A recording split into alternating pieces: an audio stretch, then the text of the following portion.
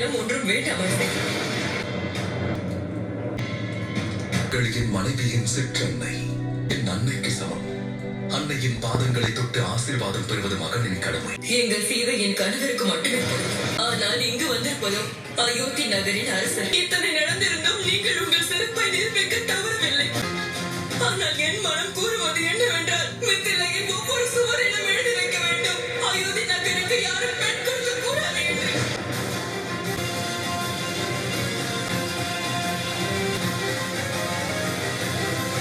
இறைவா, இவர்களிடமிருந்து என்னை காப்பாற்றுங்கள். தர்மமே வெல்லும், சத்தியமே வெல்லும், தர்மமே வெல்லும். இதற்கு என்ன அர்த்தம் அண்ணா?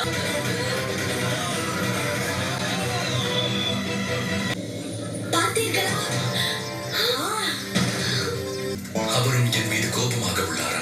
எனக்கு உங்கள் மீது கோபம் தான்.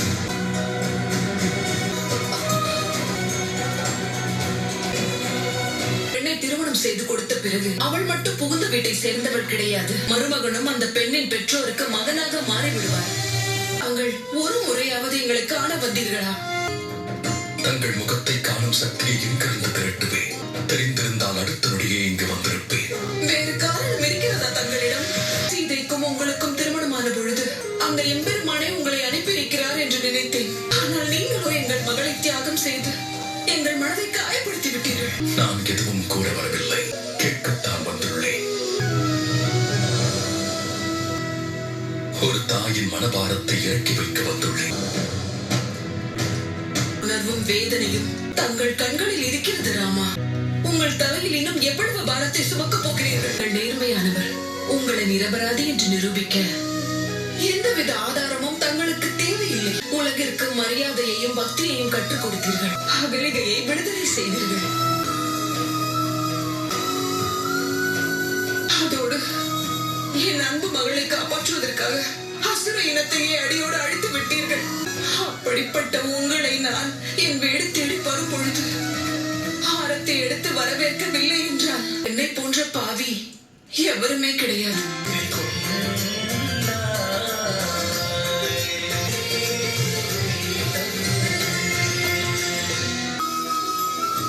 தாயே கௌரி, எங்களை ஒரு முறை, ஒரே ஒரு முறை அன்னை சீதை மற்றும் பிரபு ராமரை சந்திக்க வைத்து விடுங்கள்.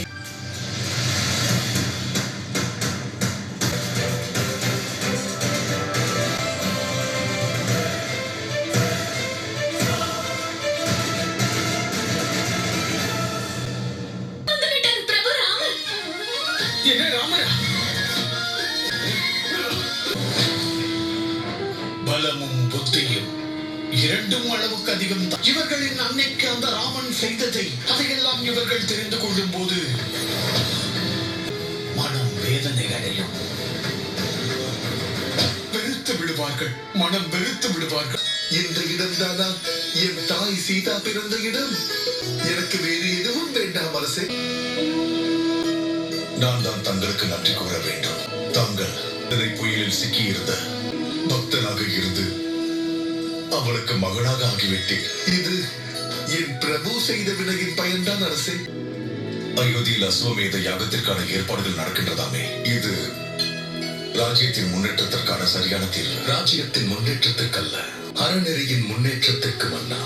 வளமான எதிர்காலத்திற்காக மீதமிருக்கும் அசுர பலத்தை அஸ்வமேத யாகத்தால் அயோத்தி இவ்வுலகம் முழுவதும் தர்மம் மற்றும் நேர்மையை பிரச்சாரம் செய்யும். அரசே, 4 சிறுவர்கள் முனிகுமாரர்கள் வேடத்தில் நகரத்தில் சுற்றி கொண்டிருந்தார்கள். அவர்கள் திருடர்கள் அல்ல, வீரர்கள். என் கரங்களால் அவர்களுக்கு நான் பரிசளித்தேன். அந்த சிறுவர்களை தேடி கண்டுபிடித்து முழு மரியாதையுடன் என்னிடம் அழைத்து வாருங்கள். அவர்கள் குடித்து வைத்தவர்கள்.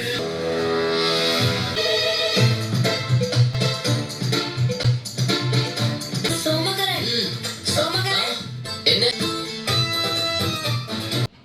அதோ வீரர்கள். இப்பொழுது என்ன செய்வது?